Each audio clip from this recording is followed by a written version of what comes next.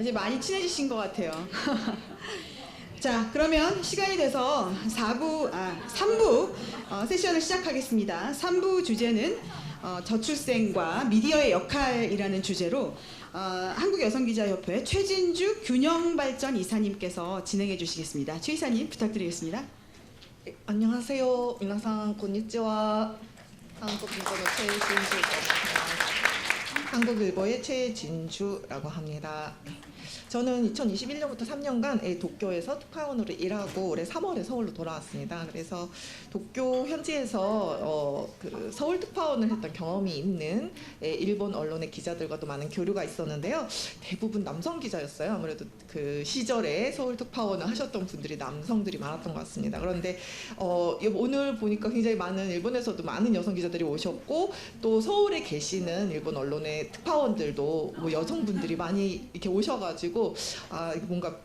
많이 뿌듯하고 또 굉장히 반갑고 그렇습니다. 기쁩니다.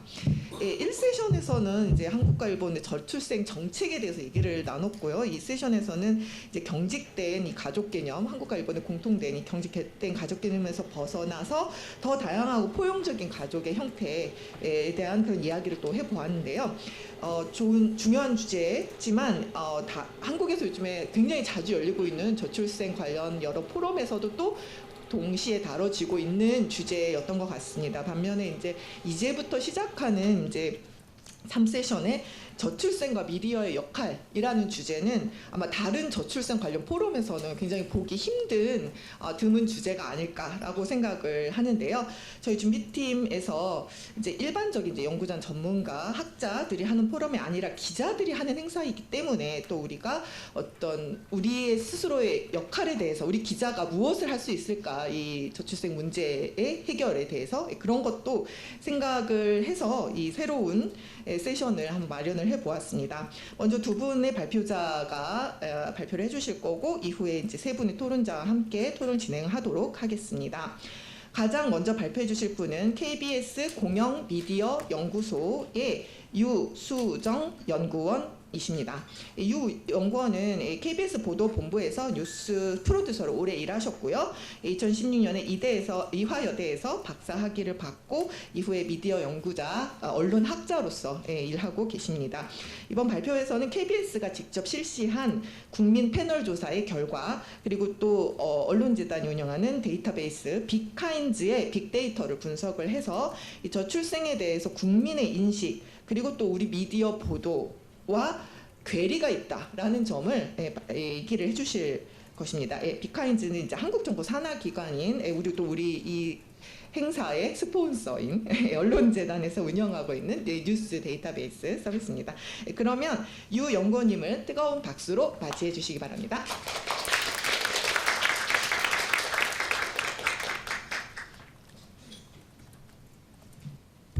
네, 안녕하세요. 방금 소개를 받은 KBS 공영미디어 연구소의 유수정이라고 합니다. 이렇게 기자분들이 많이 계시는 이런 포럼에 이렇게 발표를 하게 돼서 저도 되게 영광으로 생각하고 또 여기 한국의 기자분들뿐만이 아니라 일본에서도 이렇게 많은 분들이 오셔가지고 이렇게 좋은 자리를 만들어 주셔가지고 저도 되게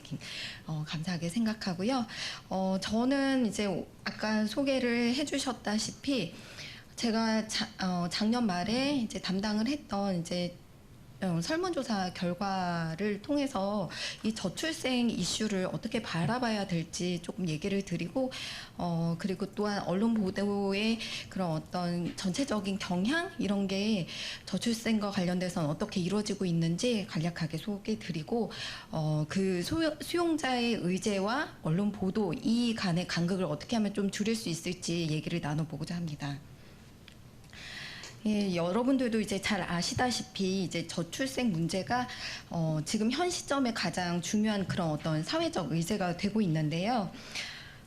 그 부정적인 인식을 바꾸기 위해서는 이제 뭐 미디어 환경 조성이 필요하다 이런 전문가들의 제언 이런 것들이 이제 계속 나오고 있습니다. 언론 보도는 부정적인 인식을 좀 개선할 수 있게 어떻게 좀 역할을 해야 된다 이런 목소리가 나오고 있긴 하지만 구체적으로 어떻게 해야 된다 이 얘기는 이제 사실 논의되지는 않고 있거든요. 그래서 오늘과 같은 세미나에서 이런 얘기가 좀 이제 많이 이루어지다 보면 좀 개선이 될 수 있는 방향을 좀 잡지 않을까라는 생각이 들고요. 그래서 제가 오늘 준비한 발표 내용은 첫 번째는 저출생 의제의 성격, 그리고 또 언론 보도의 특성, 그래서 이제 앞으로의 보도의 방향, 이 세 가지에 대해서 얘기를 나누고자 합니다. 이제 사실 제가 이 주제를 이제 발제를 해달라는 의뢰를 받았을 때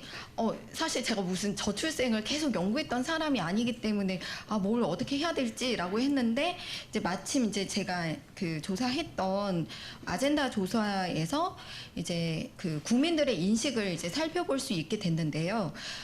KBS에서 이제 매년 그런 어떤 아젠다를 이제 좀 찾아보고 이거를 좀 공론화시키는 역할을 해보려고 이제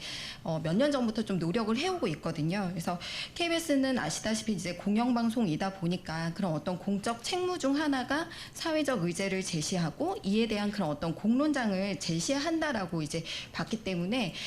이런 설문조사를 이제 실시하게 됐습니다. 그래서 이제 지난해 말에 이제 12월 말에 이제 3일 동안 저희 그 KBS에서 보유하고 있는 국민 패널들을 대상으로 이제 1,023명을 대상으로 인터넷 설문조사를 진행했습니다. 그 내용은 사실 이제 뭐 지금 우리가 공영방송이 집중적으로 다루어야 할 의제가 무엇이냐 이걸 이제 사실 물어본 거였거든요. 근데 이제 결과가 여기 나와 있다시피 이제 가장 이제 시급하게 우리 공영방송이 다루어야 되는 지금 시점의 아젠다는 저출생과 고령화 대응이 가장 높게 나타났습니다. 그리고 두 번째로 이제 높았던 거는 이제 경제 성장과 일자리 창출 이렇게 나왔었고요. 이제 다양한 그런 어떤 의제들에 대해서 공영방송이 다뤄줬으면 하고 의견을 주셨지만 그 중에서도 가장 국민들이 중요하게 인식하고 있었던 의제는 바로 저출생과 관련된 의제였습니다. 근데 이 조사 결과를 좀 찬찬히 뜯어보다 보니 좀 우리가 주목해야 되는 부분들이 있더라고요. 그래서 전체적인 응답은 이제 저출생으로 나타났지만 사실 이거 뜯어보면 젊은 세대는 또 생각하는 바가 다르고 또 여성이 생각하는 바가 또 좀 다르더라고요. 그래서 전체 응답이나 남성 40대나 50대, 60대 이상에서는 모두 저출생과 고령화 대응이 가장 중요한 의제로 인식되고 있었지만 여성은 부정부패 청산 그리고 또 30대 이하 응답자에서는 성별, 이념, 세대 갈등 해소를 가장 중요한 공영방송의 의제로 꼽았거든요. 그래서 저출생의 그 당사자라고 할 수 있는 이제 뭐 여성이나 이제 30대 이하는 저출생보다는 다른 이제 사회 의제가 더 중요하다라고 이제 보고 있었지만 막상 이걸 또 뜯어보면 저출생과 또 다 연관이 되는 의제라고 좀 생각이 들더라고요. 지금부터 이제 말씀드리는 결과는 이제 저출생을 직접적으로 물어본 건 아니고 사회 각 분야에서 이제 공영방송이 다루어야 될 의제를 이제 질문을 했는데 먼저 이제 출산의 당사자라고 할 수 있는 그런 어떤 미래 세대들을 위해서 이제 공영방송이 해야 되는 다루어야 되는 의제가 뭐냐라고 했었을 때 전체 응답자나 남성이나 이제 30대 이하 40대, 50대, 60대 이상 모두에서는 이제 저출생과 이제 저출생과 보육이 이제 미래 세대를 위해서 가장 중요한 의제라고 이제 인식이 됐거든요. 근데 여기서 주목할 점은 이제 여성 응답자는 그거보다는 기후 위기나 환경 문제를 더 중요하게 생각하고 있었어요. 그러니까 약간 출산의 당사자라고 생각할 수 있는 여성은 미래 세대의 의제로서는 저출생보다는 이제 다른 의제를 이제 중요하게 생각하고 있었던 것이죠. 그리고 경제 이슈를 물어봤었는데 이때는 또 세대별 인식 차이가 두드러졌습니다. 그래서 40, 50대나 60대 이상 같은 경우에는 소득 양극화를 이제 가장 중요한 의제로 인식하고 있었지만 30대 이하랑 여성 응답자들의 경우에는 부동산 주거 안정이 가장 중요하게 인식을 하고 있었습니다. 그리고 차별과 불평등과 관련된 이제 이슈에 대해서는 여성의 경우는 성차별 이슈를 중요하게 생각하고 있었어요. 그리고 또 30대 이하에서는 이 성차별에 대한 응답률이 27.6%로 가장 높은 응답률을 보이기도 했습니다. 그리고 또 갈등과 관련돼서는 응답자의 22.2%가 빈부 갈등을 꼽았습니다. 빈부 갈등이야말로 우리 사회의 중요한 어떤 의제라고 할 수 있지만 여기서 주목할 점은 이건 것 같아요. 30대 이하에서는 젠더 갈등을 가장 중요한 그런 어떤 갈등으로 인식을 하고 있었습니다. 특히 응답률이 42.8%로 굉장히 높게 나타났었거든요. 그래서 여기에 특히 이제 뭐 남성에 비해서 여성의 젠더 갈등을 또 상대적으로 중요하게 인식하고 있는 부분들, 이런 것들을 좀 확인할 수 있었고요. 안전사회와 관련돼서도 이제 뭐 전반적으로 그 시기가 이제 작년 말에는 마약 범죄 관련된 이슈가 컸기 때문에 마약 범죄가 가장 중요한 안전 의제로 인식이 되고 있었지만, 여성과 30대 이하에서는 성범죄에 대한 그런 어떤 인식이 또 높게 나왔습니다. 또 여성 응답자들 중에서는 국민 정신 건강에 대해서도 관심이 좀 큰 것으로 나타났거든요. 그래서 이러한 이제 전체적인 공영방송의 의제, 그리고 각 사회 분야의 그런 어떤 이슈들에 대한 이제 국민들의 인식, 이런 것들을 보면 여성이나 30대 이하가 인식하고 있는 바가 이제 조금 다르다라는 것을 알 수가 있고요.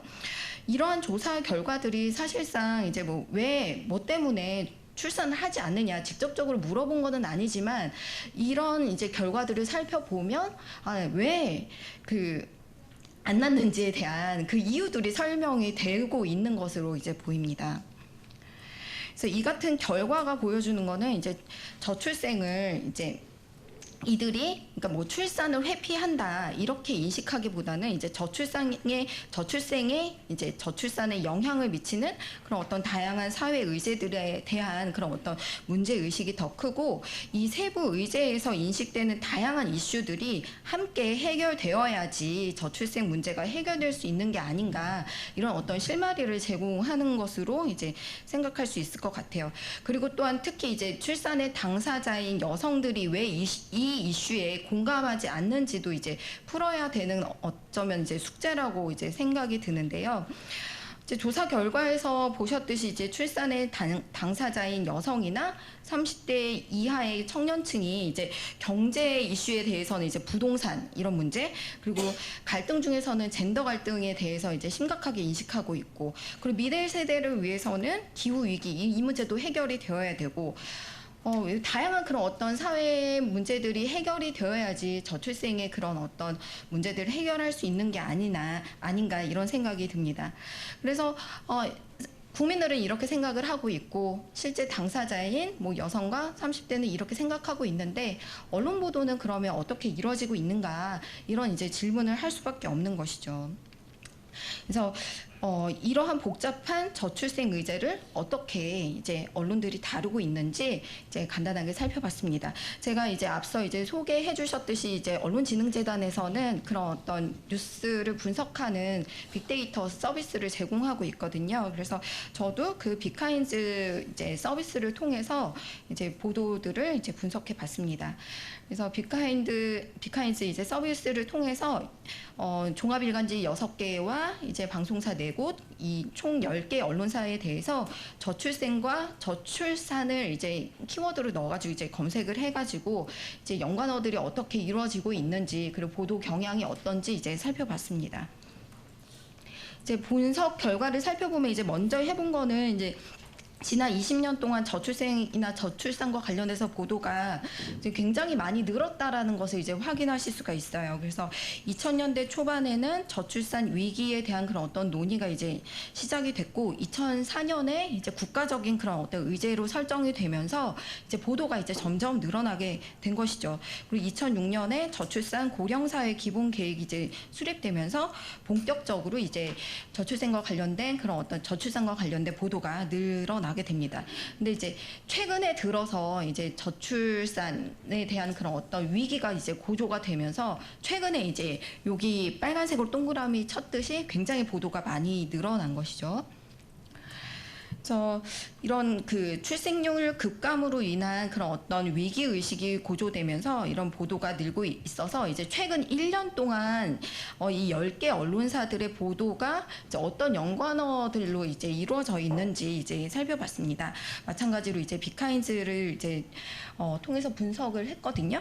그래서 먼저 정확도 상위 100건의 문서 뉴스의 이제 관계도를 분석했는데 이제 대통령, 이제 국민의힘 이런 이제 정당 정치인 중심의 그런 어떤 보도가 이제 많이 등장하고 있었던 것으로 확인됐고 연관성이 높은 이제 1000개의 분석 뉴스를 이제 워드 클라우드로 보면 여기 보면 이제 대통령, 경북도, 고령화, 출산율, 인구 전략 기획부 등 이런 키워드들이 많이 등장하고 있는 것을 이제 확인할 수 있었습니다. 인구 국가 비상사태 등 이런 이제 위기가 고조되는 그런 이제 표현들이 이제 많이 등장하고 있는 것이죠. 이제 앞서 이제 제가 이제 그 설문조사 결과에서는 실제적으로 이 이슈의 당사자인 그런 어떤 여성이나 이제 30대 이하의 그런 어떤 이슈가 중요하다라고 말씀을 드렸지만 이런 분석을 했었을 때에는 그런 어떤 저출산이나 저출생의 당사자라고 할 수 있는 그런 어떤 청년은 사실상 이제 찾아보기가 어려웠다라고 이제 말씀드릴 수 있을 것 같아요. 그래서 저출생이나 저출산 의제가 가지고 있는 그런 어떤 복잡성 그리고 다층적인 성격 이런 것들과 상관없이 저출생과 이제 저출산 보도가 이제 지자체나 정부의 그런 어떤 정책 위주의 보도가 굉장히 많았다는 것을 확인할 수 있었고, 저출생과 이제 같이 이제 청년이라는 키워드를 함께 놓고 이제 분석을 했었을 때, 그 보도의 건수는 4,843건 중에 679건에 불과하더라고요. 그러니까 이 청년 이슈가 굉장히 소외되고 있는 것을 이제 실질적으로 확인을 한 것이죠. 그래서 지역 소멸 위기에 대한 그런 어떤 지자체 관련 이제 뉴스들은 굉장히 많지만 청년과 관련된 그런 어떤 이슈들 이런 것들은 심도 깊게 논의되지 않는 것으로 이제 볼 수 있을 것 같습니다. 예를 들면 이런 것이죠. 뭐 저출생과 관련된 이제 저출산과 관련된 그런 어떤 정책 위주 보도들 이런 것들이 굉장히 많이 이루어지고 있는 것을 확인할 수 있었습니다. 여기 나와 있는 그런 어떤 주요 언론사들의 보도 제목들을 보면 지역 소멸에 대한 그런 어떤 위기는 굉장히 이제 많이 다뤄지고 있지만 이런 것들이 어떤 그 문제를 해결하는 그런 방식으로 접근하기보다는 지역이나 지자체 중심으로 이제 홍보성 기사들 이런 것들이 이제 많이 이제 기사가 작성이 되고 있었습니다. 이거는 이제 제가 분석한 거는 아니고 비카인즈 서비스를 통해서 언더스코어라고 하는 그 미디어 스타트업이 분석한 이제 결과 내용을 또 좀 소개드릴 수 있을 것 같은데요. 언더스코어 그 연구진들이 이제 2018년부터 2023년 5월까지 이제 작성된 이제 사회 섹션에 저출생 관련 그런 어떤 기사들을 분석을 했어요. 3,424건을 분석을 해서 총 20가지의 저출산 관련 하이 토픽을 이제 추출해냈고 상위 10개를 여기서 제가 지금 제시를 했는데요. 이 결과를 보면 고령화에 대한 그런 어떤 일반론 이런 것들이 이제 많이 다뤄지고 있고 학력 인구 감소 이런 것들이 좀 많이 보도됐고 경제 저성장, 소아 의료 시스템 이런 보도가 이제 최근에 많았다고 합니다. 하지만 뭐 주택 지원이나 육아휴직 제도의 활성화, 노동 시간 단축 이런 이제 저출산에 대한 그런 어떤 정책적 대안 이런 것들은 최근에 좀 많이 다뤄지지 않는 경향이 있다라는 어떤 조사 결과도 있었고요. 죄송한데 지금 14분이 지나서 진짜요? 예, 조금 속도를 내주시면 감사하겠습니다. 그래서 이런 결과들을 이제 살펴보면 이제 복잡성을 담아내지 못하고 있다 이런 말씀을 좀 드릴 수 있을 것 같아요. 그러니까 청년 세대들이 성별이나 세대 갈등 해소 이런 것들을 굉장히 중요하게 생각하고 있지만 막상 이런 거를 담아내지 못하고 있는 것들 이런 것들이 이제 보도가 이제 앞으로 개선되어야 되는 그런 어떤 방향이라고 볼 수 있을 것 같습니다. 그래서 뉴스 미디어가 그런 어떤 저출생 태도에 미치는 영향을 이제 고려할 때 언론 보도의 방향성을 연구한 이제 그 연구가 있거든요. 백희진 교수님이 하신 연구들 이런 연구들에서 제안하는 바는 이래요. 그러니까 지금은 이제 뭐 위기를 강조하고 문제가 이렇다라고 이제 보도를 많이 쏟아내고 있지만 문제 해결보다는 그런 어떤 해결할 수 있게끔 그렇게 이제 대안을 제시하고 방향을 제시해주는 그런 어떤 해결 중심의 보도가 필요하고 굉장히 지금은 보도가 정책을 홍보하는 그런 어떤 스트레이트 기사 위주로 이제 보도가 되고 있지만 기사의 양식이나 이런 것들을 좀 다양하게 유연하게 함으로써 이걸 내 이슈로 받아들일 수 있게끔 하는 게 중요하다 이런 얘기를 또 한 적이 있습니다. 그래서 이런 것들을 소개드리고 그래서 이제 제가 이제 어쨌든 저출생과 관련된 언론 보도에 대한 그런 어떤 방향을 이제 제시를 이제 드리는데요. 아마도 이제 여기 계시는 기자분들이 더 많은 고민을 하실 거라고 생각을 합니다. 저는 이제 이렇게 분석하는 연구자 입장이다 보니까 이거는 뭐 이론적인 그런 어떤 논의들 그리고 이전부터 이제 학문에서 이제 논의했던 그런 방향들 이런 것들을 이제 제시할 수밖에 없는데요. 앞서 말씀드렸던 그런 어떤 다양한 그런 어떤 의제들을 함께 고려한 보도가 이제 먼저 필요할 것 같아요. 그래서 세부 의제와 연결해서 다양한 프레임으로 이것을 내 문제로 이제 받아들일 수 있게끔 청년 세대들이 공감할 수 있게끔 하는 그런 어떤 기사들이 필요할 것 같고요. 그리고 정부의 정책을 그냥 받아쓰기 하는 그런 어떤 기사들을 넘어서는 기획 기사들을 적극적으로 발굴하는 게 지금 시점에서는 굉장히 중요할 것으로 생각이 됩니다. 그리고 지금 어쨌든 그 앞서 그런 어떤 워드 클라우드 이런 걸 봤었을 때 굉장히 청년들이 소외되고 있다라는 말씀을 드렸는데 육아의 당사자, 출산의 당사자인 그런 어떤 청년층과 여성의 목소리 이런 것들을 더 적극적으로 반영을 해주시면 이 저출생 문제를 좀 해결하는데 조금 더 도움이 되지 않을까라는 생각이 듭니다. 제 시간이 이제 별로 없다고 그래서 제가 마지막 결론을 너무 휘리릭 이제 정리를 했는데요. 이제 발제문에는 조금 더 자세하게 나와 있으니까 참고하시면 좋겠습니다. 감사합니다.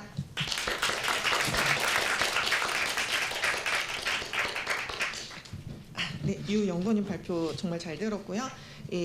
결혼과 출산의 핵심 당사자 정작 청년들은 굉장히 많은 정말 환경 이슈까지도 고려하고 있는데 이런 청년들의 목소리가 실제로 우리 미디어에 얼마나 많이 반영되고 있는가라는 부분에서 실제로 수치 데이터로 그렇지 않다라는 사실을 말씀해 주셔서 상당히 좀 기자로서 저희 경고가 되는 그런 말씀이셨던 것 같습니다. 다음으로 발표하실 분은 일본 교도통신의 편집국 국차장, 한국식으로는 이제 부국장에 해당되는 그런 지위인데요. 여기 맡고 계시는 야마와키 에리코상입니다. 야마와키상은 92년도에 교도통신에 입사해서 사회부에서 스토커 문제, 또 가정폭력 같은 젠더 이슈 오랫동안 취재하셨고요. 또 사회부장 거쳐서 이렇게 지금 높은 자리에 굉장히 여성으로서는 드문 그런 해서 입지전적인 그런 승진을 하셨고요. 또 2022년부터 교도통신이 지역 언론과 협업해서 산출해서 발표하고 있는 보도부 현판 젠더갭 지수라는 것에 대해서 자세히 설명을 해주실 겁니다. 아마 미디어가 정부에서 뭘 한다라는 정책을 뒤늦게 보도하는 게 아니라 먼저 그 정책을 선도해서 어떤 문제를 갖다가 직접 발굴해가지고 가시화하는 그런 사업 형태로 어떤 새로운 프로젝트를 그렇게 해 주신 것이어서 굉장히 잘 청해 듣도록 하겠습니다. 박수로 맞아주세요. はい、皆様こんにちは。共同通信の山脇と申します。本日はこのような発表の機会をいただきまして本当にありがとうございます。実は私が韓国に初めて訪れたのは2009年でした。女性部、今は女性家庭部とおっしゃるそうですが、すべての国家予算を男女平等に恩恵を与えているかどうか、チェックをしているというジェンダー主流化予算を組んでいらっしゃることなどを取材して、韓国は日本よりだいぶ進んでいて、ニョプン、女性の風と書いてニョプンと呼ばれるそうですが、ニョプンが吹いているという記事を書いたことがありました。そういう意味で今日私が発表する日本の現状は韓国よりも遅れている面が多々あるかと思いますけれども、少しでも皆さんのお役に立てば幸いです。ご存知の通り、ごめんなさい。ご存知の通り、世界経済フォーラムが公表した、今年のジェンダーギャップ指数で日本は146カ国中118位と世界最低レベルでした。このグラフは、G7 各国の経年変化を示しています。各国がクォーター制の導入などでどんどん右肩上がりにジェンダー平等度を上げていく中で、日本だけがこのようにずっと低迷し続けています。このまま政府に任せていてこの国が世界に追いつくのに一体何十年かかってしまうんだろうかという危機感が私たちのジェンダー報道の原動力になっています。韓国同様、日本政府も少子化を反転させる切り札として子育て費用の経済的支援に力を入れています。それも重要だとは思うんですけれども、並行して今ユースジュン先生もおっしゃっていましたけれども、ジェンダーの問題、少子化の背景にある男女格差に目を向けて、賃金格差や性別役割分業といった課題の解決を図ることも重要なのではないかというのが私の本日の問題提起です。そして少子化に関連して今日本では東京一極集中、地方からの若者の流出が大きな問題となっています。4月には民間組織が将来消滅の可能性があるとみなした744市町村を公表し、社会に衝撃を与えました。今後30年で20代、30代の女性が半数以下になるとの推計が消滅可能性の根拠でして、このように女性の数だけで推計を出すことの是非はあるんですけれども、ただその実に日本の市町村全体の4割がなくなってしまうという計算でありました。女性がふるさとを離れる理由として、地方では女性の就職先が少ないこと、男女の待遇に格差があること、性別役割分業などが根強く残り、仕事と家事育児の両立の負担が大きいこと、生きづらさを感じることなどが挙げられています。一方、昨年の東京の合計特殊出生率はついに1を割り込んで 0.99 となりました。東京が若者を吸い込めば吸い込むほど、地方のコミュニティは消滅していって、国の少子化は進んでいく。これが残念ながら現時点での日本の未来予想図です。言い換えれば、人口減少を食い止める一つの鍵は、各地域がジェンダーギャップ解消に努める。そうしなければ地域は存続していけないという危機感から、格差解消に取り組む自治体が今日本では増えています。日本では近年3月8日の国際女性デーに合わせた報道が盛んになってきています。共同通信は2019年からスタートいたしまして、私たちが記事を配信している地方紙にも広がってきました。これは日本の特徴かもしれませんが、ほぼすべての県に地方紙があります。そして最近地方紙はソリューションジャーナリズム、課題解決型報道の手法を、積極的に取り入れています。読者から社会への疑問を LINE などで、募集して、それを記者が取材をして記事にして報道する。地域に根付いたこうしたローカルメディアにはですね、読者や視聴者とともに地域の課題を解決する力があります。一方で共同通信には国内外のネットワークがある。双方の強みを生かしながら地域ごとに男女格差を縮めて、日本全体を底上げすることはできないか。そう考えて発案したのが都道府県版ジェンダーギャップ指数でありました。世界経済フォーラムの指数は、世界経済フォーラムの指数は世界の中での日本の立ち位置を知るのには有用ですが、国内の地域ごとの現状を示す指数はありませんでした。データの中立性と学術的妥当性を担保するために、研究者の協力を得て、指数の選定や、指標の選定ですね、や統計処理の監修を受けています。メディアとアカデミアが連携しているのもこのプロジェクトの特徴です。世界経済フォーラムは対象の分野に健康を含めているんですが、医療水準の高い日本では地域差が少ないので健康を外して、代わりに地方自治を担う行政を採用しました。これが自治体を動かす意味で非常に意義深かったというふうに思っています。政府統計などから30の指標を選んで、世界経済フォーラムに準じた手法で4分野の順位を公表しています。順位付けをすることが目的ではないので、あえて、世界経済フォーラムのような全体ランキングは出していません。このようにですね、日本語のみなんですけれども、皆さんの資料の中にも QR コードをつけてありますので、もしよろしければ読み取って見てみていただければと思います。各県の、詳細なデータを、掲載しておりまして、すべてのデータをダウンロードできるので、研究者が扱うようなことも今行われています。で、初公表から今年で3年目になりました、変化の兆しが出てきています。そして見えてきたこともありました。この表が最新の順位です。このように4分野の順位は様々で、決して都市部が優位ではないということ。先進地に学べば、どの地域でもジェンダー平等な地域を作ることができます。またデータを通じて、自分のふるさとや住んでいる町のどこに課題があるのかを知ることができるので、自分ごと、地域ごととして捉えて、一人一人が行動を起こすきっかけとして使うことができます。今日は時間の制約がありますので、4分野の傾向は資料に詳しく載せておりますのでご覧ください。ごく簡単に説明をいたします。政治分野は東京が3年連続で1位でした。ただ昨年日本では統一地方選がありまして、日本にも女性活躍の風が吹いて、地方に女性議員が増えて全国的に平等度が高まりました。次に行政分野ですけれども、これは驚かれるかもしれませんけれども、とても小さな、人口が47都道府県で一番小さな韓国に近い一番人口が少ない鳥取県が3年連続で1位でありました。これはおよそ30年前に元知事を務めた片山義弘さんというこの写真の方が、県庁のどの部署でも女性が庶務ばかりさせられていることに疑問を持って、もう女性にお茶組みだけはさせないと宣言をして、男女ともにキャリアを積めるように人事改革などを行った功績によるものです。このように行政はリーダーが本気になればですね、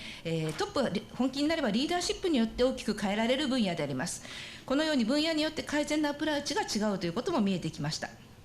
教育は未来を左右する非常に重要な分野ですが、日本には課題が多くあります。右側の縦長の表は4年生大学進学率の都道府県格差を示しています。北から順に並んでいます。東京はご覧の通り突出して高い。男女とも 75% を超えているのに対して、女性の4年生大学進学率が 30% 台の県もまだ、今8県あります。学ぶ機会の平等が、担保されていない地域格差が歴然と存在しています。これは大学の立地が都市部に集中し、地方から大学に進学させるのには親の経済的負担が大きいことなどが原因です。さらにほぼすべての県で女性の進学率は男性より低い。韓国ではすでに女性の方が高くなっていると聞いていますけれども、日本ではいまだに子どもが複数いれば、大学に行かせるのは男の子といったジェンダーバイアスが存在しています。つまり日本の地方で生まれ育つ女性は地域と性差の二重の格差の影響を受けているのです。性別や生まれた場所にかかわらず、学びたい子どもたちが学べる社会を築いていかなければいけないということを、私たちのキャンペーン報道では強調をしています。そして経済分野の指標には、就業率の違いなども使っているんですけれども、家事育児の負担が女性活躍の壁になっているという問題意識から、経済の指標には共働き家庭の家事育児時間の男女比というのも含めてランキングを都道府県別に出しています。賃金などの地域格差が大きくてですね、経済はとても扱い方が難しい分野ですけれども、資料に示しましたように、経済の各指標を丁寧に読み解いていくと、地域経済の特徴が分かってくる。そして各地域に残っている女性が働く上での壁を見つけ出して取り除いていくことが重要となります。今お話ししたような地域の課題は、全国平均の数字を世界と比較しても見えてこない、地域ごとのデータを可視化したことで見えてきた現実です。私は東京出身なので自戒を込めて申し上げるのですけれども、自戒を込めて申し上げるのですけれども、東京から見ている景色は決して日本全体の姿ではないということ、このことを私たちは、強く意識して報道しなければいけないと思っています。で、それぞれの地方紙が地元の課題を深掘りして報道できるように、私たちはこのデータを国際女性デーの3週間前に、事前に提供してオンライン説明会も開催するようにしています。国際女性デー当日にはこのようにですね、多くの地方紙が一面トップで地元のジェンダー課題を掘り下げて報じています。今年は19紙が一面トップでした。でぜひ韓国女性記者協会の皆様にも見ていただきたいと思って、私たちこの3月8日の紙面を北から順にすべて冊子にしてるんですけれども、これを持ってきましたので、この圧巻の紙面をぜひぜひ見ていただきたいと思います。この地方紙の報道が起爆剤となって、それぞれの地域で危機感を共有する自治体や企業、学校などがつながって、ジェンダー平等な地域づくりに取り組んでいってほしい、そういうムーブメントが起きてほしい、それが私たちの願いであります。新聞を読まない層にもぜひ知っていただきたいので、報道だけでなくてシンポジウムの開催や、今年は本も出版しました、サイトでも公表をしているという形で多メディア展開をしております。で今政府もですね、今年の9月に初めて都道府県別の、男女賃金格差の順位を公表しまして、日本ではジェンダー×地域ということをキーワードに格差解消の取り組みが盛んになりつつあります。一方で私たち、報道機関には政府の少子化対策の妥当性を検証する責務もあります。共同通信は8月に、日本政府が結婚のために東京から地方に移住する女性に支援金を払う制度を検討しているということを報じました。これもともとは就職や起業のために移住する若者に支援金を払う制度がすでにあるんですけれども、その対象に女性の結婚も加えるということでした。しかしなぜ女性だけが対象なのか、男性だって主婦になって地方に行く可能性もあるのになぜ女性だけなのか、同性カップルはどうなるのか、なぜ結婚と就職を同列に扱うのかなど疑問点が多かったので批判的に報じました。その結果 SNS などで批判が噴出しまして、政府は撤回を余儀なくされました。このようなですね、女性に結婚や出産をさせること自体を政策目標として、そのためにお金をやろうといったような政策では、若者たちの共感は得られません。女性にお金をばらまくよりも女性が生きやすくすることが一番の近道だという識者コメントをこの時に配信をいたしました。私たちはメディアに身を置く女性として、こうしたジェンダーバイアスがにじむ少子化対策にはおかしいと声を上げなければならない。少子化対策は大切な国家の課題ですけれども、一方で若者たちの自由で多様な生き方を尊重する視点を欠かしてはいけないと思っています。ではメディアの足元はどうなのかといえば、共同通信の記者採用は、今こちらが年代別の、男女比ですけれども、最近は記者採用が、ほぼ男女同数になりましたが、女性の管理職割合は 9% 余りに過ぎません。実は今紹介した移住婚への補助金のニュースを報じた日なんですけれども、共同通信には毎日午後にですね、編集局の幹部と出向部長たちが50人くらい集まって、その日の編集方針を話し合う編集会議があるんですけれども、その日出席した女性は私一人でした。この制度はおかしいんじゃないですか、批判的に報じるべきですというふうに私は会議の席上で声を上げました。私自身一人娘を育てながらなんとか記者を32年間続けてきましたけれども、同期入社の記者は20数人中女性は4人、私以外の3人は全員辞めていきました。今我が家の娘は27歳に成長しましたけれども、今度は90歳と88歳の認知症の両親の介護をしながら仕事と両立をしています。共同通信はメディア自身が多様性をもっと高めなければならないという問題意識から、神奈川新聞さんと同じように、昨年社長名で DEI 宣言を出しまして行動計画を策定しました。すべての出向部に DEI 担当デスクを置くこと、記事に登場する男女比率をモニタリングしてなるべく同数に近づけていくこと、女性のいない男性だけの会議を作らないことなどに取り組んでいます。まだまだ男性社会の日本メディアの中で何とか生き残ってきたものとしてですね、増えていく女性記者たちが働き続けられて重要なポストについて、おかしいことはおかしいと声を上げ、そして、大切だと思うニュースを書いていけるように、今日も弊社役員の飯田が参加しておりますけれども、先輩の女性たちが切り開いてきたこの道を舗装して、もっとより歩きやすい道になるように、記者の長時間労働の解消であるとか、働き方改革にも力を入れていきたいと思っています。もう終わりますんでね、待ってくださいね。もうね私は実は共同通信の中で、初めての女性社会部長なんですけれども、実は自分としては女性であることよりも事件記者でない人間が社会部長になったということが大きな変化だと思っています。歴代の社会部長はもうザ事件記者、警察か検察を取材した人がなるというのが当たり前でした。私は娘を育てていましたので、警察などの事件担当はできませんでした。韓国にもあるかもしれませんけれども、きつくて重要なこういう仕事をしていないと上には上がっていけないという、単線型のキャリアパスではなくてですね、もっとジャングルジムみたいにいろんなことを経験した人たちが上に上がっていく、そういうキャリアパスをメディアも作っていかなければいけないと思っています。メディアの中で働く女性たち自身が幸せでなければ、どうやって社会の女性たちを幸せにするような報道を私たちができるのかというふうに思うわけです。そんなことを思いながらですね、今はやはり女性初の編集局次長になってしまっているんですけれども、男社会と戦いながら日々頑張っています。今回こうやって皆さんと連帯して韓国の皆さんともつながれたことを本当に心強く思っています。ありがとうございました。네, 정말 말씀 잘 들었습니다. 정확하게 15분을 지켜주신 데다가 그러기 위해서 정말 빠르게 이렇게 이 많은 이야기를 그 시간 안에 해주셨네요. 게다가 정말 그 뭐 다들 많이들 뭐 이 연배라면 겪어 보셨겠지만 여성 최초의 무슨 사회부장이라던가 이렇게 쭉쭉 이 길을 개척해 나가시는 그 모습, 그리고 또 그러면서도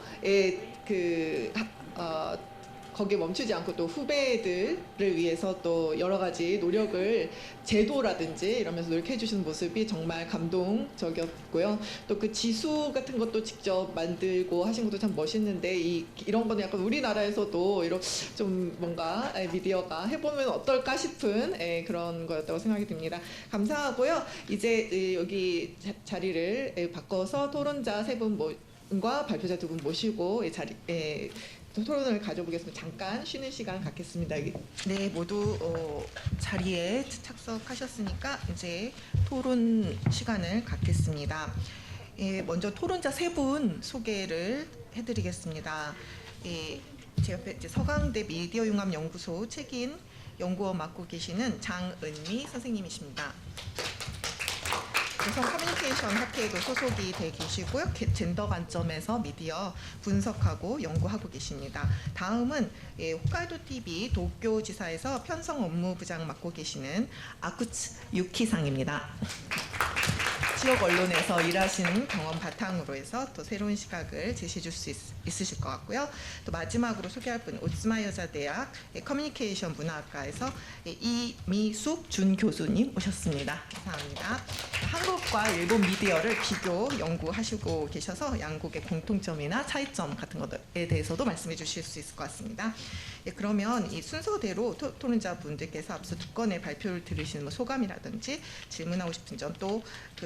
이 저출생과 미디어 역할이라는 주제에 대해서 저희와 나누고 싶은 이야기를 토론에 말씀해 주시면 되겠습니다. 그럼 먼저 장은미 선생님 부탁드립니다. 여기요. 안녕하세요. 방금 소개받은 장은미라고 합니다. 먼저 국가를 횡단하여 이 여성 기자들이 함께 모여서 현안을 논의하고 더 나은 언론의 역할을 모색하는 뜻깊은 자리에 함께 할 수 있어 매우 흥분되고 설렙니다. 이러한 기획이 양 국가를 넘어 아시아로 확대되어 여성 기자들의 눈으로 신자유주의 시대에 트랜스내셔널이 미디어에서 어떻게 전개되고 있는지도 함께 논의할 수 있는 날이 오기를 꿈꿔봅니다. 두 발제자분의 꼼꼼하고도 흥미로운 발제문 잘 읽었습니다.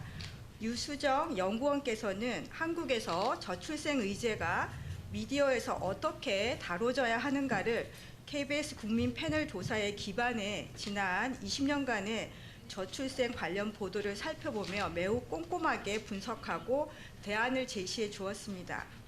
야마와키 에리코 기자께서는 일본의 저출생의 원인이 되는 남녀 불평등에 주목해 교도통신이 지역 신문과 연계해 일본 전국의 젠더 격차 지수를 조사하고 이를 공개함으로써 언론이 적극적으로 사회적 의제를 발굴하고 이에 대한 실천적인 대안을 실천하는 사례를 잘 보여주고 있습니다. 주지하다시피 저출생은 매우 다층적인 층위가 결합된 복잡한 의제입니다. 가시적으로는 젊은이들이 이성의 결혼에 진입하지 않겠다는 선언이며 이성의 결혼 관계에 있더라도 아이는 낳지 않겠다는 일종의 출산 파업입니다. 따라서 왜 이성의 결혼 관계에 진입하지 않는지, 왜 출산 파업을 할 수밖에 없는지를 다각도로 따져봐야 하는 사안입니다. 여기엔 한국 사회의 젠더 감수성의 불균형, 신자유주의 체제하 개인에게 무한 책임을 씌우는 과도한 경쟁과 능력주의의 과시적 전시, 일자리 불균형, 그다음에 소득 양극화, 주거 불안, 사회적 양육의 미해결 등이 복잡하게 연루되어 있습니다. 따라서 언론은 유수정 연구원께서 지적하신 것처럼 저출생 사안의 복잡성을 다층적으로 접근해 특히 당사자인 청년 세대들이 지금 나의 문제로 인식할 수 있도록 공론화하는 작업이 필요합니다. 이를 위해서는 긴 호흡으로 정부 정책을 비판적으로 접근하며 청년 세대의 눈높이에서 우선적으로 요구되는 사안을 중심으로 의제를 발굴, 지속시키는 노력이 필요합니다. 이런 맥락에서 몇몇 언론사들이 인구 복지팀을 구성하거나 저출생 위기 방송팀을 꾸려서 장기 기획 연재나 기획 기사 등을 꾸준히 생산하는 작업은 주목할 만합니다.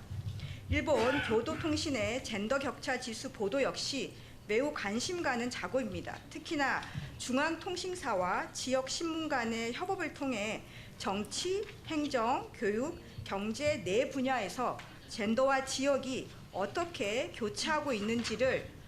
데이터 저널리즘을 활용한 방식은 매우 인상적입니다. 두 분의 발제문을 보면서 양국의 작업을 저는 교차해보고 싶었습니다. 한국의 언론이 저출생 의제를 청년 세대의 이해와 요구에 좀 더 집중해 그들의 눈높이에 맞는 보도를 하기 위해서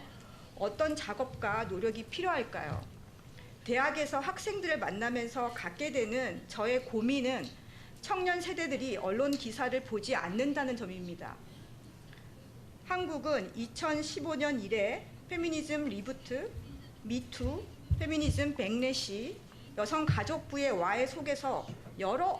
어려움에 처해 있지만 그럼에도 현장에서 고군분투하며 더디지만 저출생 이슈를 젠더 정착의 관점에서 다층적으로 접근하는 기자분들이 계십니다. 이들의 좋은 보도가 청년 세대에게 가닿을 수 있기 위해서 우리는 무엇을 달리 고민해야 할까요? 다음으로 언론의 다양성 요구 속에서 여성 기자의 비율이 점점 높아지고 있습니다. 그렇다면 여성 기자의 비율이 언론의 사회적 영향력 혹은 언론에 대한 사회적 인식과는 어떻게 관련될까요? 오늘 이 자리가 현장과 학계의 마주침 속에서 우리의 고민과 통찰이 더욱 깊어지길 기대합니다. 감사합니다.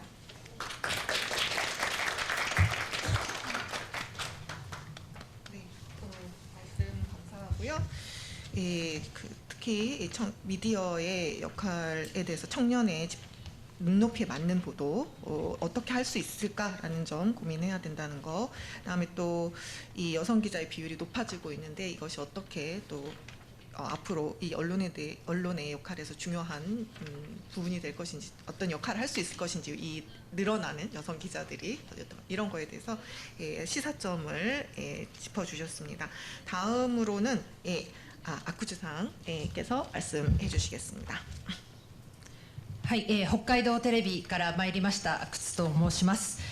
一番日本の北側にあります。今東京支社に勤務をしているんですけれども、会社の中で初めて東京支社に転勤をした管理職です。今日のユースジョン先生、山脇さん、本当に気づきをありがとうございます。励まされました。今日皆さんと冒頭からお話をさせていただいた中で、非常に私、感動しているところでございます。実は共同通信社のジェンダーギャップ指数なんですけれども、私の住む北海道は経済、教育、行政3つの分野で全国最下位です。はい、47番の衝撃っていうのは本当に驚きを持って、でもやっぱりかというふうに受け止められております。やはりジェンダーと地域の二重格差ということで、東京から見えている景色は日本全体の景色ではない、日本全体の姿ではないという言葉に強く共感いたします。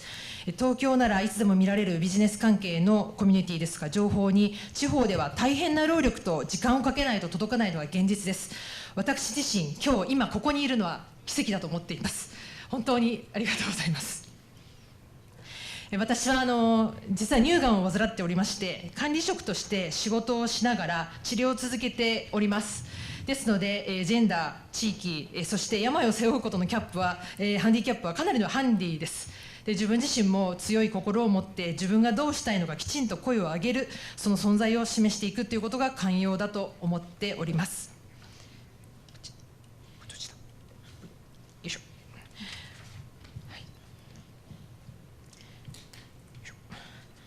またユースジョン研究員、ユースジョンさんからの少子化課題の少子化課題の複雑さに非常に共感をしております。年代性別によって一番最重要課題と思われている課題が違うことは日本でもそうではないかと思いますし、ここに注目するべきだというふうに思っております。ご提言のように世代間の統合のための場を設けることが重要で、地域メディアとしてどのように向き合うのかというのは議論を深めたいところです。山脇さんのおっしゃっていた60万円の、支援金、地方メディアとしては最初、国のことだと取り上げづらい環境にやはりありました。おっしゃる通り、韓国だけではなく日本でも特に地方自治体と密接な関係にある地方メディアは、少子化の問題に対する地方自治体の政策について批判的な視点ではなくて広報的な視点で報道することが多くて、我々自身にも問題があると思っています。私どもの例なんですけれども、札幌市というところが婚活用のオンラインの結婚支援サービスを開設したということを報道しました。少子化対策の打ち手として婚活支援に多くの税金が投入、補助金が出ている、これが実は問題だと私たちは思っています。ただこれをですね、我々は好意的に報じました。ヤフーなどのニュース配信サイトのコメント欄が荒れました。ほぼ男性です。書いてる内容ですが、ネットから申し込みをしても自分はお断りされるスペック、結婚したからといって子供を産むわけではない、もともと結婚できる人の経路が婚活アプリになっただけで婚活数には全く貢献しない、以前から言われているけどお互い理想が高すぎるとまず成立しないからね、などなど言いたい放題でございましたと。この放送で本当に良かったんだろうかと我々は自戒の念がございます。結果的に世代間の分断や女性だけではなく実は男性の一定層にいる自分に満足を得ていない層が攻撃的に SNS の立ち振る舞いをすることで分断がさらにかえって生まれているんじゃないかなというふうに思っております。逆に地方ですと距離感が近いがゆえに身の危険を顧みずリスクを承知で顔出しでインタビューに応じてくれる方が本当に減っています。この後もしネットに出てしまったら、自分の名前が出てしまったら、顔がネット上に残ってしまったらもう生きていけないという方が非常に多い。これも非常に分断じゃないかなと思います。ですので少子化と危機感だけを煽ることは対立と分断を呼ぶと思っています。多分女性だけではなく男性も窮屈な方が一定数いらっしゃるということかなと思います。またメディアの内部にある伝統的な家族観が非常に根強く、これは解決すべきべきかなというふうに思っております。報道に携わる男性は男性も女性もある程度給与格差がなく働いています。経済的に安定していることから男性は配偶者が共働き、専業主婦の違いはあってもお子様を育てている例が非常に多いです。一方で子育てをしていない女性は何か役割を失っているという考え方がいまだにあり、普段の会話でもお子さんはとなり、子育てをしていない者が子育て少子化を語るなという空気感が非常に根強く、私自身も非常に肩身の狭い思いをしております。産まないのを犯罪みたいな感じの空気感で声を出せないでいるというのが現状かなと思います。私ちょうど50歳、ベビーブームの世代があるがゆえに、あなたたちが産んでくれていたなら少子化はなかったとすら取材の中で高齢者に言われることがあります。我々の世代は昇進を考えて婚期や出産期を遅らせてた方が非常に多いです。でこれに私は病も重なり不妊治療もしていましたので、叶わなかった身としては悲しみでしかありません。でこの世代を見てきた世代が自分のキャリアを維持しながら子供を産み育てることが一大決心であると、こういうような状況であることは変えるべきだと思います。さらにこれを見た未来の世代が自分たちのこうなってしまうのかと悲観してしまうと、こういう世の中であっては絶対にいけないと思います。で一方で困りごとを声に出せない人たちがいます。私たちと同じように OECD の調べですけれども、1975年生まれ、子供がいない女性は 28.8% 日本ではいます。これは世界で一番多い数字です。 28.3%、 もはやマイノリティではありません。マジョリティ、サイレントマジョリティであります。支える立場の人たちのケアも必要で、埋めるべき分断の一つだと思います。子育て支援は別に婚活支援だけが少子化対策ではなくて、特別の養子縁組制度をどうにかするとかですね、私も46歳で、もう産めないというふうに終わって治療をやめて乳がんっていうのが分かった後、子供が欲しいと思ったんですけれども、そこから里親制度をやろうとしても年齢的に問題があると言われたり、特別養子縁組制度もですねやっぱりかなっておりません。そういったことが多くあります。あとは若くして妊娠した、大学生は退学を余儀なくされています。これでシングルマザーになってしまって貧困になって負の連鎖が回るしかないわけです。こうしたちょっとした制度を変えていくっていうことが絶対世の中を変えていく、そういう細かいことを私たち地域メディアはやっていかなければいけないなということを今日本当に心を新たにいたしました。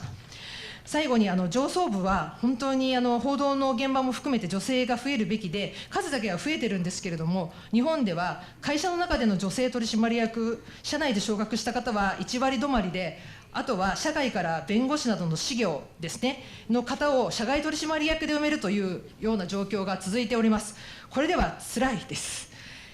社内から生み出さないとそこに続く人もいないし、引き上げられる人も出てきません。意思決定機関に女性を増やし、地方だからこそあらゆる経済格差等をなくして、女性だけではなく男性も含めて誰もが生きやすく働きやすくすること、それこそが少子化対策につながるというふうに思っています。会社でも3月8日の女性デーにミモザマルシェというのを今年立ち上げて、私も立ち上げまして、なんとかそうしたギャップを少しずつでもなんていうのかな、勢いよく女性です、女性のことを考えてくださいってやると敬遠されるんです。男性から、高齢の男性から特に。ですのでそういうことができません。ですのでマルシェという柔らかい形にしながら、でも地方の女性、地方で働く女性を集めて、なんとか私たちの声を届けていくっていう活動を続けていきたいなというふうに思っています。今日は皆さんの発表を朝から午前中から聞かせていただいて、うんうんとうなずきながら、これからどうやって報道していくのかというのを一歩一歩考えていって、少しでも良い世の中になるようにしていきたいなというふうに思っています。ありがとうございます。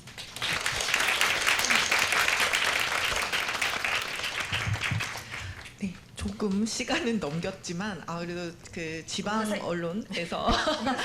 일하시면서 그 여러 가지 공감되는 부분, 저희가 이제 저는 서울, 또 도쿄에서도 또 일하시는 어떤 그 분들과 또 다른 지점, 시사점을 많이 제시해 준 것 같습니다. 주신 것 같습니다. 감사합니다.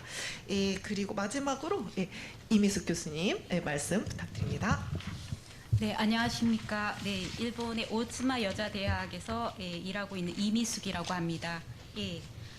먼저 두 분의 말씀 다시 한번 감사의 말씀 드리겠습니다. 네, 저출생 문제를 미디어가 어떻게 다루고 있는지, 어떻게 다뤄야 하는지에 대한 폭넓은 이해와 사례를 제시해 준 것 같습니다.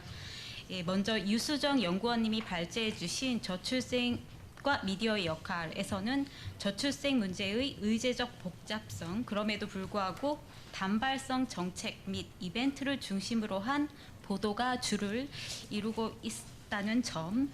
그래서 저출생 문제에서 미디어가 제 역할을 하지 못하고 있다는 현실을 짚어주셨습니다.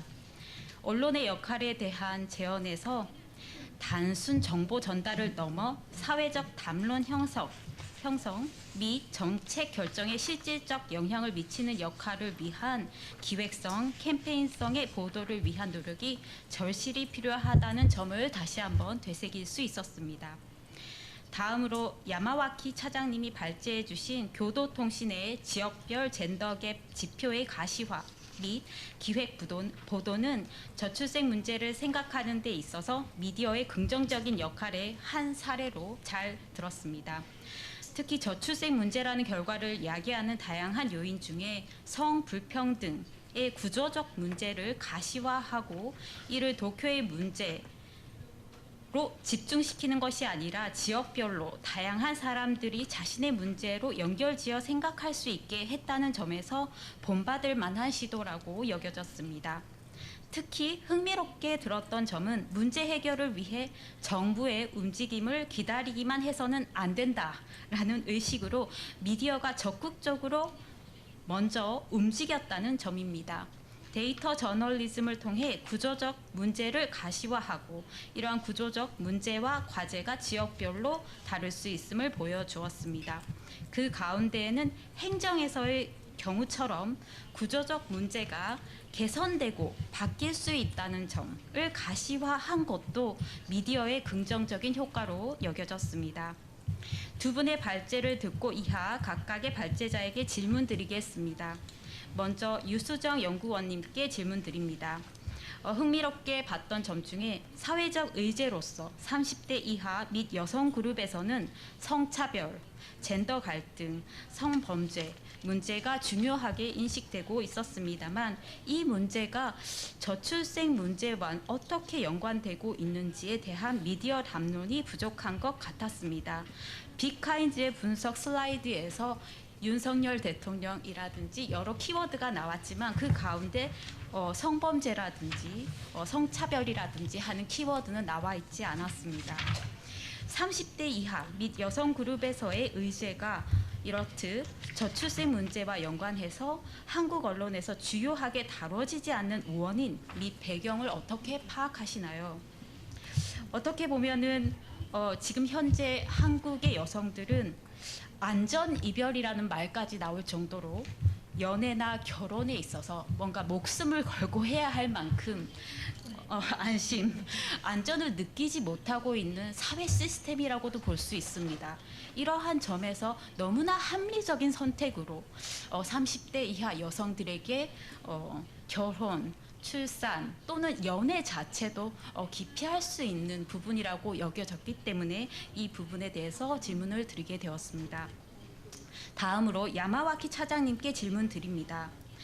먼저 본 기획을 통한 반향에 대해서 여쭙고 싶습니다. 특히 행정과 관련된 지표에서는 지역 간의 긍정적인 경쟁도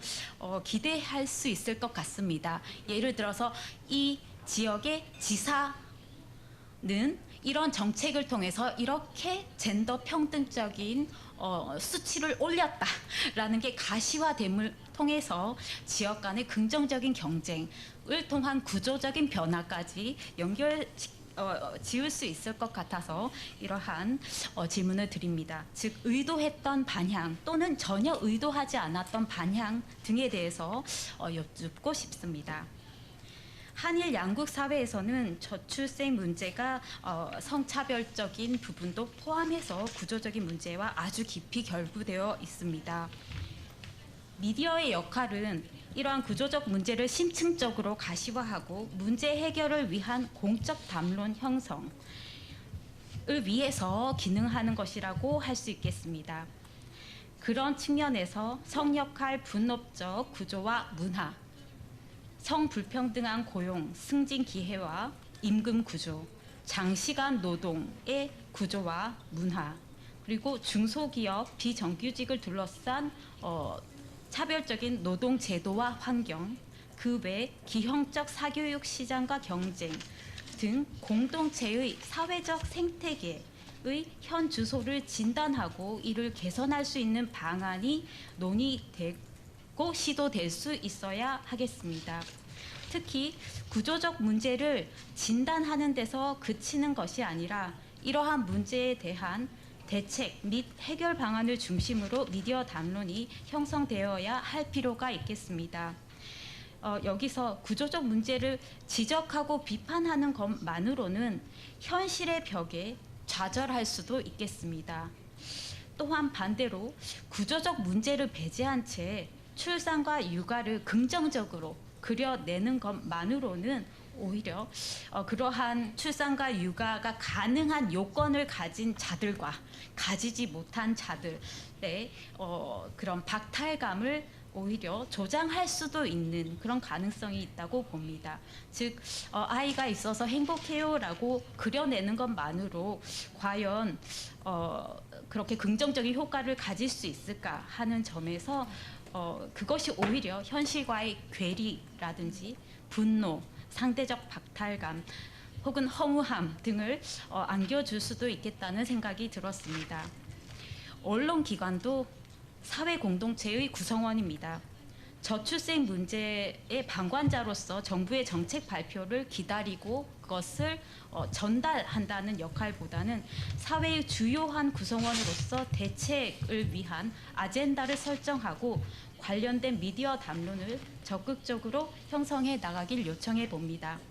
마지막으로 제가 저널리즘의 국제 비교 연구를 하고 있는데요. 37개국의 저널리즘 문화를 저널리즘 역할 수행의 측면에서 분석을 하는 국제 비교 연구 프로젝트입니다. 그 가운데 흥미로운 결과가 하나 있어서 공유하겠습니다. 여러 차원에서 저널리즘 역할이 어떻게 수행되고 있는지를 수치화해서 평가를 하는 프로젝트인데요. 저널리스트가 기사에서 콜 포 액션을 하는가, 평가적인 형용사를 쓰는가, 1인칭을 쓰는가 라는 점을 비교했을 때 이 세 가지의 인디케이터 그 지표에서 일본 언론이 한국 언론보다 통계적으로 유의미하게 높았습니다. 즉 일본 언론이 한국 언론보다 뉴스 기사의 스타일에 있어서 더 개입주의적이다라고 볼 수 있겠습니다. 한편으로 권력 감시라는 역할을 보면 권력 감시에 있어서는 한국 언론이 더 높은 역할을 수행하고 있었습니다. 그런데 37개국 전체적으로 보면 권력 감시가 높은 나라에서 더 개입주의적인 경향이 드러납니다. 그 말은 권력 감시가 잘 없는, 예를 들면 중국에서 오히려 덜 개입주의적인, 즉 디세미네이터, 단순한 정보 전달자의 역할에 그치는 경향이 있는 것입니다. 그런데 한국과 일본의 경우에는 한국은 권력의 감시는 높은데 인터벤셔니즘에 있어서는 일본보다 낮았습니다. 반면에 일본은 인터벤셔니즘은 한국보다 높은데 권력 감시는 더 낮았습니다. 그런 점에서 양 국가가 서로 배울 점이 특히 저널리즘의 역할에 있어서도 있지 않는가라는 생각이 들어서 이렇게 말씀드리게 되었습니다. 한국 언론이 혹여나 정치 편향성에 대한 비판에 매여서 공동체적 의제 해결을 위한 개입 관여 부분이 혹시 이렇게 드러나고 있는 것이라면 그 부분에 대해서 다 함께 한번 콜 포 액션을 해보는 것도 좋지 않을까라는 생각이 들었습니다. 네, 이상입니다. 감사합니다. 네, 감사합니다. 네. 역시 조금 시간을 넘겼지만 예, 이제 그 두 분 토론자분 세 분 말씀 잘 들었고요. 또 질문이나 이런 내용도 있었기 때문에 발표자분들께서 좀 차례로 말씀을 해주시면 좋을 것 같습니다. 먼저 유수정 연구원님께서 말씀해 주시면 좋을 것 같은데요. 아까 질문 중에 한국 언론이 어떻게 저출생 의제를 청년 세대 이화 요구에 좀 더 집중해서 그들의 눈높이에 맞는 보도를 하기 위해서는 어떤 노력이 필요할까요? 라는 그런 질문도 있었고요.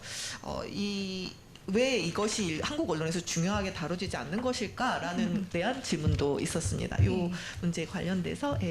말씀 부탁드립니다. 네, 이미숙 교수님께서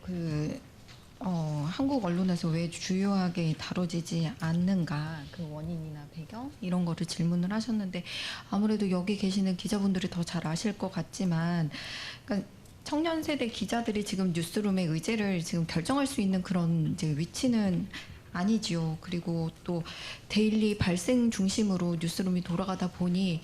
이런 저출생 문제를 꾸준하게 이제 살펴볼 수 있는 여력이 없는 거라고 이제 1차적으로 그런 생각이 들고요. 아까 전에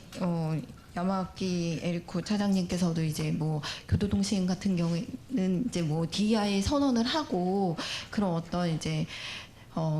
언론사가 이제 적극적으로 이 다양성이나 이 젠더나 이런 이슈들을 이제 개발하지 않는 한 지금 언론사 안에서 이런 젠더 이슈나 이제 저출생과 관련된 이슈를 목소리를 내기는 쉽지가 않은 상황이라고 저는 생각이 듭니다.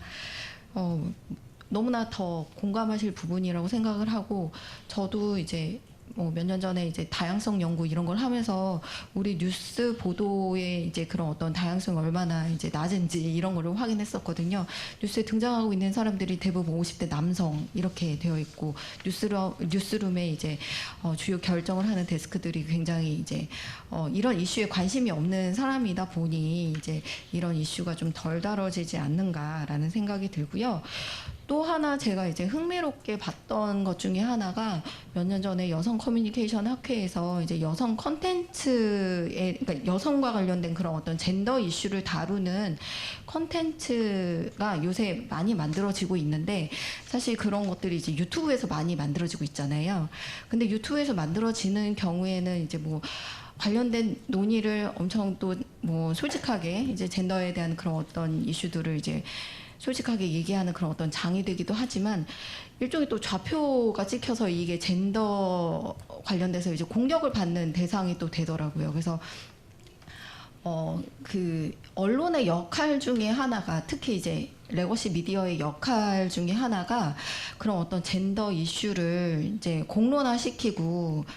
이거를 이제 사회적으로 좀 논의를 시키는 어떤 장이 되어야 된다라고 좀 생각이 드는데 지금 어쨌든 좀 소극적이지 않나라는 생각도 듭니다. 그래서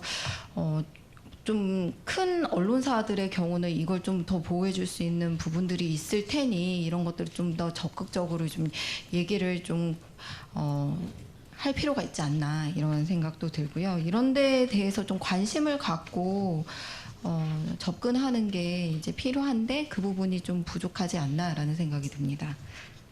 그리고 아까 전에 아쿠츠 유키 선생님께서 이제 저출산 문제가 굉장히 복잡한데 이제 사실 연령이나 성별에 따라서 가장 중요하게 여기는 이제 과제도 다르고 이제 좀 상세한 내용 좀 알려달라 뭐 이렇게 또 말씀을 하셨어요. 근데 이제 제가 다양성 연구를 좀 했더니 이제 제가 이제 느꼈던 이제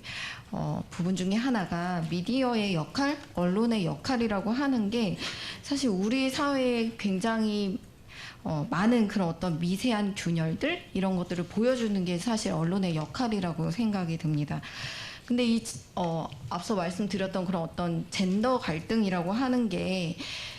직접적으로 뭐 출산율에 바로 영향을 미치는 게 아니라 이런 젠더 갈등이 사회 곳곳에 이렇게 복합적으로 쌓이다 보니 이게 저출산이랑도 연결이 된다라고 하는데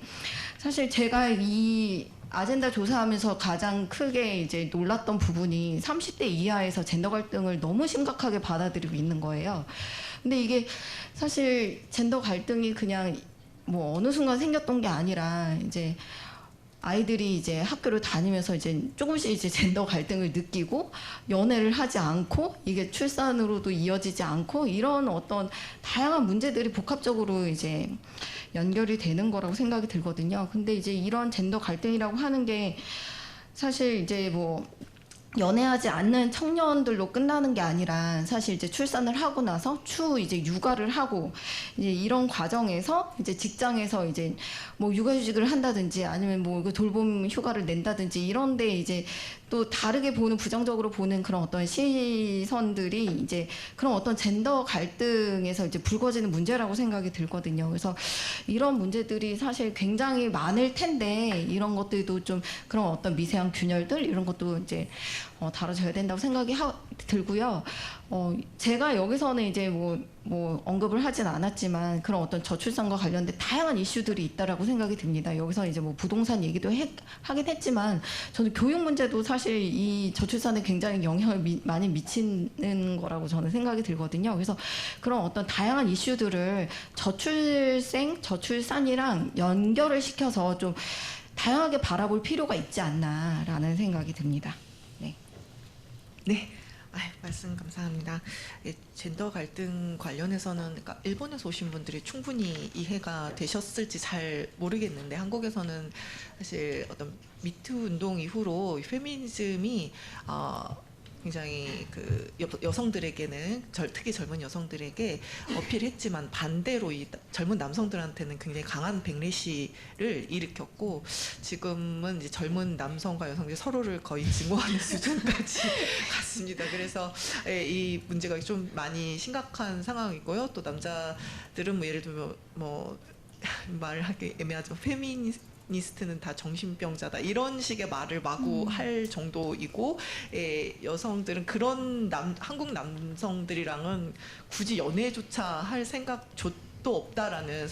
생각도 없다라는 그런 정도여서 젠더 갈등이 연애를 아예 포기해버리는 그런 걸로 사실 연결이 되고 있는 상황입니다. 약간 일본에서는 조금 많이 그 정도 이제 일본도 조금씩 이제 제가 온라인에서 보면 백래시의 분위기가 느껴지고는 있어요. 어떤 여성 단체에 대해서 막 과도하게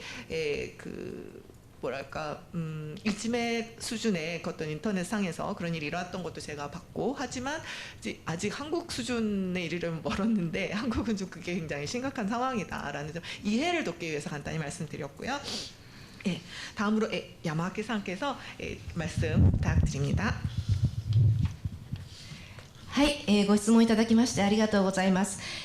まずはそのどのような反響があったかということですけれども、私が想像した以上に地方紙が賛同して乗ってきて大きく扱ってくれるようになって思った以上の反響だったと思います。正直2022年の3月8日、初めてこのジェンダーギャップ指数を発表する日の朝はもう本当一睡もできないほど胸が潰れそうなほど苦しくて、というのは共同通信は使命を持っておりませんので、これはどこにも載らなかったらもう終わりですね。翌年から続けられない。1年かけたプロジェクトでしたけれども、どこかが載せてくれないだろうかとウクライナ侵攻が始まった直後に、願うような気持ちで見ていましたが、その時は 8紙が一面トップに載せてくださって、で今年は19紙というふうに年々扱いが大きくなっています。その背景としてその地方紙の生き残り、メディア全体の生き残りですかねのために課題解決型報道っていうのが一つの道になっていくというふうに受け止められたのかなというふうにも思います。というのは、SNS やインターネットで地球の裏側の出来事が瞬時に伝わるような時代にあって、私たちその新聞やテレビがどうやって必要とされ続けていけるんだろうかということをよく考えるんですけれども、その物事を正確に中立的に伝えることももちろん一番大切ですけれども、やはり社会の課題を可視化して解決につなげていくこと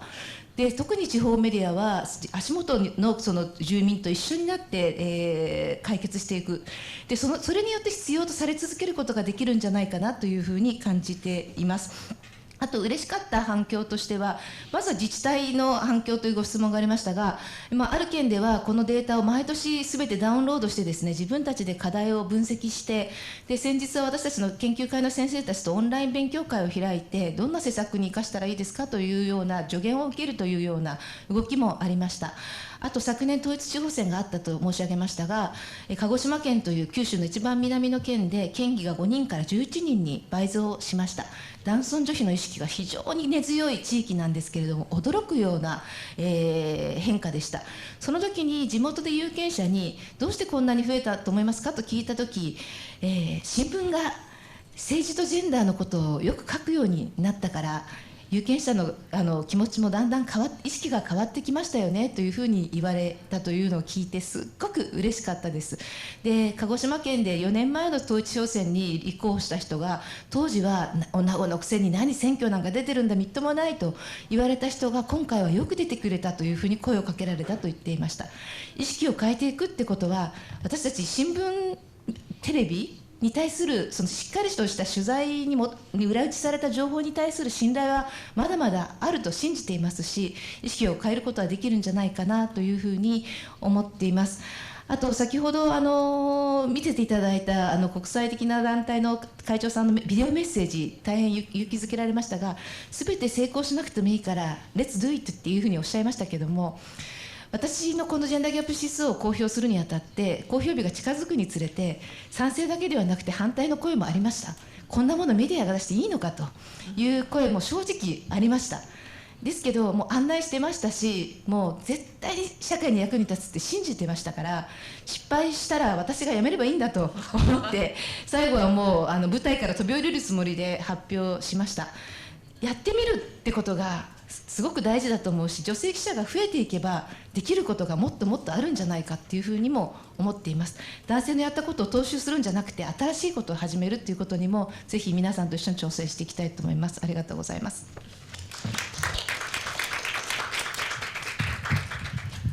네,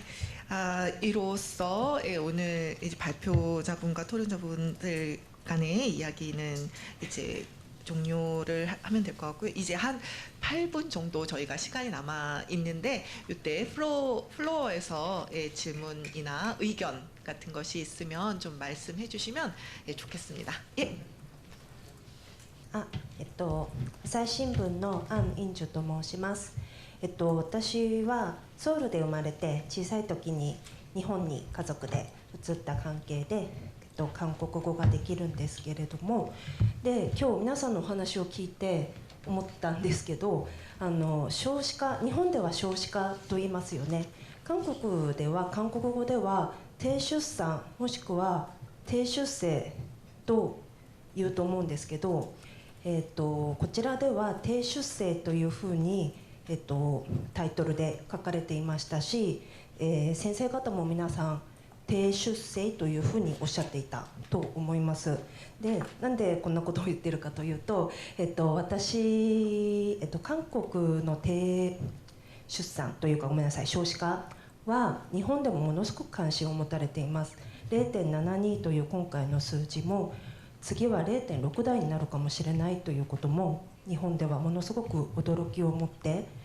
一方で日本も日本の未来の姿だと言われて受け止められてきました。そうした中で私は朝日新聞のコンテンツで日本では少子化というが韓国では低出産と言いますっていうふうに紹介したんですね。なのであれ、もしかして私は低出生というふうに紹介をするべきだったのかなって思ったりもしました。なぜかというと、やっぱり低出産というと女性の産まない人の問題っていうふうに思われるのかなと。だから、今メディアではもしかしたら言い換えを進めているのかなというふうに思いました。でも一方で政府とかの統計資料とかまだまだ低出産というふうに言っていますよね。メディアでメディアもしくは韓国社会で今低出産と低出生どちらの方が多く使われているのか、これが今言い換えて意識を変えていこうという動きがあるのか、もしよかったら教えてください。 네, 좋은 지적이시고요. 실제로 저희도 이 제목을 정할 때 저출생이라고 쓰냐, 저출산이라고 쓰냐라는 것에 대해서 얘기가 짧지만 있었습니다. 그 정부 기관도 저출산 고령화위원회, 그다음에 저출생 비서관 뭐 이런 식으로 이랬다 저랬다 하고 있습니다. 그리고 말씀하신 취지, 출산이라는 것이 결국은 이제 여성에게 너 왜 애 안 낳냐라는 그런 식으로 받아들여질 가능성이 있다는 측면에서 저출생 그러니까 낳지 않는다가 아니라 태어나지 않는다라는 형태로 말을 바꿔서 사용하고 있고요. 좀 관련해서 좀 더 자세히 말씀해 주실 분이 계실까요? 안 계시면 제가 그냥 더 얘기를 하는 게 나을지 어떨까요? 미디어에서 근데 그 조금 뭐랄까 그런 건 있습니다. 뭐냐면 저출산보다 저출생이 무조건 좋다라는 거는 아니다. 왜냐하면 출산이라는 걸 강조해야 될 때도 있습니다. 왜냐하면 아이가 왜 여자가 애를 안 낳을까라는 또 문제에 집중한다면 저출산이라는 표현이 맞을 수도 있거든요. 그러니까 이유를 찾는 데 있어서 다른 데에서 찾는 게 아니라 이제 여성의 관점에서 또 찾는, 출산을 하지 않는 출산 파업이라는 관점에서 또 본다면 또 그게 맞는 표현일 수도 있습니다. 그래서 약간 이거는 어떤 게 맞다라기보다는 지금은 말씀하신 대로 저출생 쪽으로 좀 더 많이 사용하는 그런 상황이지만 또 다른 의견도 이런저런 그런 의견도 있는 상황이다. 뭐 그 정도로 생각해 주시면 될 것 같습니다. 또 더 질문인 네, 저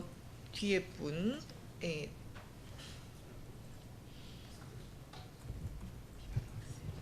네, 안녕하십니까. 저는 그 세명대 저널리즘 대학원의 단비뉴스 소속 홍성민이라고 합니다. 딱히 누구를 정하진 않고 여쭤보겠습니다. 저희 단비뉴스 비영리 독립언론으로서 기능하고 있는 저희 단비뉴스에는 3가지 부서가 있습니다. 청년부, 환경부, 그다음에 지역부라고 나눠서 말씀드릴 수 있을 것 같습니다. 이 부서가 처음 생긴 이유는 이제 말씀하신 대로 레거시 미디어, 기성 언론에서 청년에 대해서 좀 무관심하다, 혹은 환경에 대해서 무관심하다, 이런 이유로 저희가 만들게 된 그 이유가 있습니다. 그래서 저는 여쭤보고 싶은 것은 저희 이런 한국의 저출생 문제 혹은 젠더 갈등의 문제에 있어서 그 기성 언론에서 젠더 데스크라든지 그런 특정 그 이슈에 집중을 하는 부서를 만드는 거에 대해서는 그 어떻게 생각하시는지 저희 개인적인 궁금증이 있어서 이렇게 여쭤보게 되었습니다. 감사합니다. 네, 기성 언론에서 젠더 데스크를 만든다든지 어떤 젠더 문제에 대해서 어떻게 다루느냐에 대한 의견을 궁금해하시는 건가요? 네, 그 좀 더 이렇게 집중적으로 다룰 수 있는 팀을 만든다든지 그런 거에 대해서는 어떤 의견을 가지고 계신지 궁금해서 여쭤봤습니다. 이에 대해서 선생님 어떠신가요? 네. 네, 세명대학교 담비뉴스 반갑습니다. 저 평소에 잘 보고 있는 뉴스 플랫폼인데요. 한국은 2015년 다 아시다시피 페미니즘 리부트 이후로 굉장히 언론에서 젠더 감수성에 대한 문제 제기를 많이 했습니다. 그래서 그 젠더 데스크나 젠더 팀이나 젠더 담당 여성 기자들의 그 활약이 굉장히 두드러졌는데요. 저는 그것이 굉장히 어떤 면에서 굉장히 맥락적이라고 볼 수 있을 것 같아요. 사실은 그 젠더 데스크나 젠더 팀을 만들었을 때 이런 얘기를 하잖아요.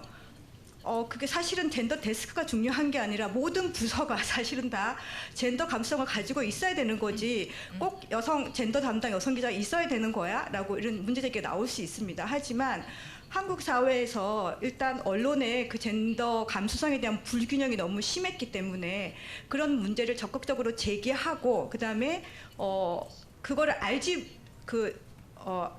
알고 있지만 잘 실천이 안 되시는 분들 또 알지만 어떻게 해야 되는지 모르시는 분들한테 우리가 사실은 먼저 선제적으로 이 문제를 제기를 하고 같이 고민하는 단계에서는 저는 젠더 데스크가 굉장히 중요하다고 생각을 합니다. 그런 차원에서 여성란도 굉장히 중요하고요. 하지만 장기적인 관점에서 사실 해체되어야 되죠. 왜냐하면 모든 기자들이 젠더 감성을 가져야 되니까요. 그다음에 저출생과 저출산 문제도 저는 굉장히 그 단어가 맥락적으로 써야 된다고 생각을 합니다. 전략적으로.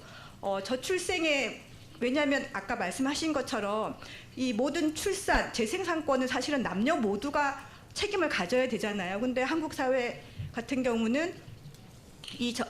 출산의 문제를 마치 여성이 전담적으로 책임을 져야 되는 문제처럼 얘기하기 때문에 거기에 대한 인식에 대한 문제 제기를 하기 위해서는 덜 낳는 게 아니라 덜 태어나는 거라는 얘기를 해야 되는 부분이 있고 그런가 하면 여전히 한국 사회 남성 중심적인 이런 구조적인 체제에서 더 이상 여성들이 적극적으로 아이를 낳지 않겠다고 하는 어떤 저항의 액션을 말을 할 때는 저출산이란 말을 해야 된다고 생각을 하거든요. 그래서 저는 굉장히 한국의 젠더 감수성을 높이기 위한 방식에는 굉장히 다차원적인 접근이 필요하고 다차원적인 액션이 필요하다고 생각합니다. 네. 말씀 감사합니다. 이상 다 정확하게 시간이 30분이 되었는데요. 정말 완벽한 마무리가 아니었나 생각되고요. 오늘 이 저출생에 대한 포럼 중에서도 정말 특이하게 귀한 미디어의 역할에 대해서 생각해 볼 수 있는 시간 굉장히 유익하지 않았나 자평하면서 마무리하겠습니다. 감사합니다.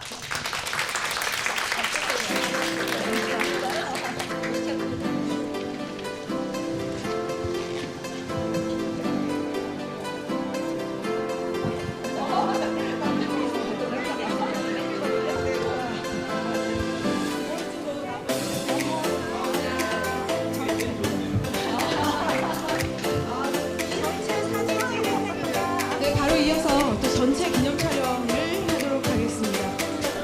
안 보이시는 분 있어요? 보여주세요.